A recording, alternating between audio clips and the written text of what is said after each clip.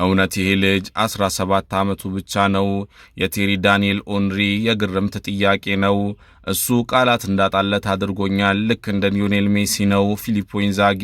ዘንድሮ የውድድር ዓመት ከአምስቱ ታላላቅ ሊጎች ከፍተኛ ድሪብል ያደረገ ይሄ ትንሽ ልጅ ነው።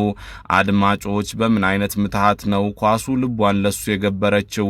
አንዳንዴም እንደ አዲስ አፍቃሪ ንስ ኳሷ እግሩ ላይ ተለጥፋ ለምትሃቱ ምስክር መሆን ያለመች ይመስላል። እሱም መመልከት ማለት ብዙ ዘውግ ያለው ፊልም እንደመመልከት ነው። ስበቶች መካከል ተጫዋቾቹን እያታለለ መሬት ለመሬት እያንከባለለ ወደ ኮሜዲነት ዘውግ ይቀይረዋል። ሲያሻው ኳሷን እንደ አፍቃሪ እግሩ ላይ ለጥፎ ሮማንስ ያስመስለዋል። እሱ ላይ በሚሰነዘሩ ታክሎች ዘውጉን ባንዴ ወደ አክሽን ይቀየራል። በሰምና ወርቅ በቅኔ የተገጠ ስነ ጽሑፍ ይመስላል። የአፍሪካ ደም ያለው የስፔን የቁርጥ ቀን ልጅ የላማሲያ ኩራት ትንሹ ልዑል ላሚን ያማል ሜዳ ውስጥ ከሚገቡት ተጫዋቾች በእድሜ ትንሹ ነው። ሜዳ ውስጥ በሚያሳየው ሚና ግን ከሁሉም የላቀ።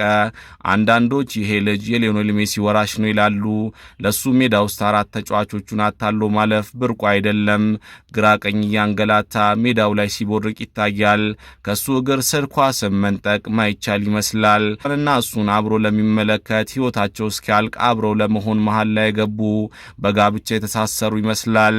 መጋቢት 13 2017 እንደ አውሮፓውያን አቆጣጠር ልዑሉ በምትሃቱ ሊያስደንቀን ከአባቱ ሙኒር ናዝራዊ እና ከእናቱ ሻላ ኢቫን ተወለደ። በ7 ዓመቱ ተሰጦ ፋብሪካ የሆነውን ላማሲያ ተቀላቀለ።